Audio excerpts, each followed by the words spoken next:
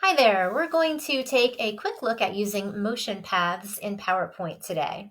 A motion path is a type of animation that allows an object to move across the screen or around on a path on the screen, whatever you would like it to do.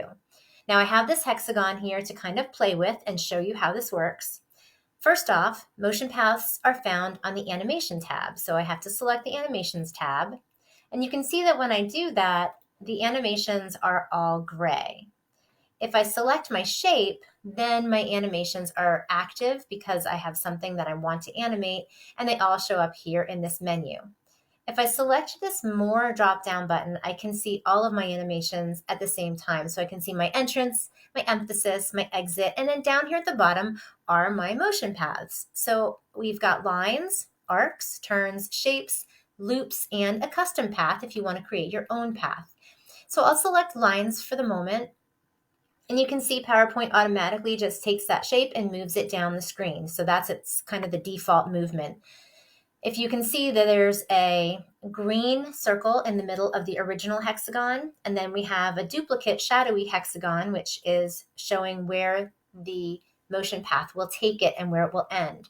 There's a red circle in the center of that hexagon, and so if I select that, I can then move the hexagon anywhere that I would like it to go. Maybe I want it to be up here to the right.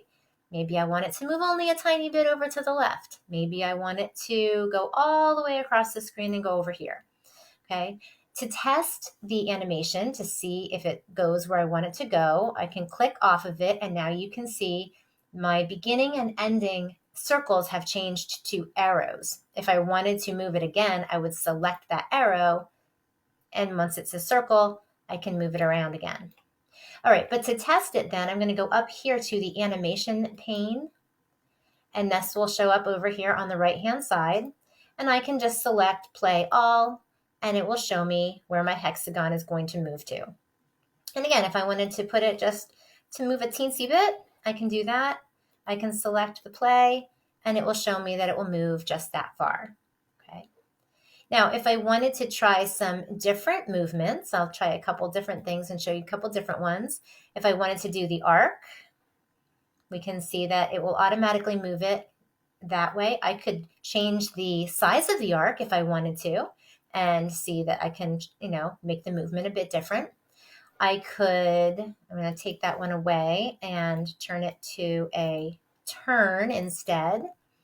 So I can make it turn in different ways if I'd like. I could make it go in a circle.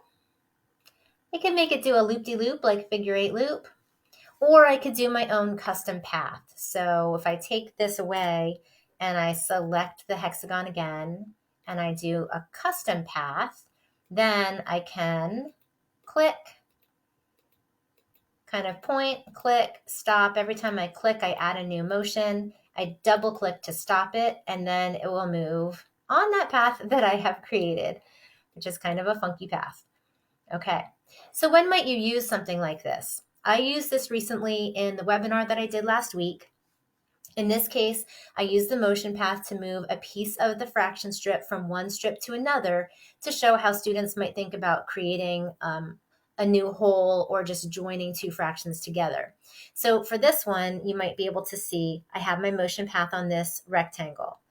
I started out with a blank fraction strip here, and I took the one that I wanted to move, added it on top of the strip, and then added the motion path to take it up here. Sometimes it's a little bit tough to get your ending point exactly where you want, but you can manipulate it until you get it exactly where you want it to go. And same thing with these over here. I took these two squares. They were originally on a fraction strip. I added them on top. And that's basically so that once they move out of that position, I'm not left with a blank space. I still have my fraction strip there behind these pieces that are going to move. So if I do my play all now, you can see that this one moves up and we are left with a fraction strip, and those two move up and we're left with a fraction strip. And that is pretty much the basics of those motion paths. If you have any questions, please feel free to drop something in the comments and let me know.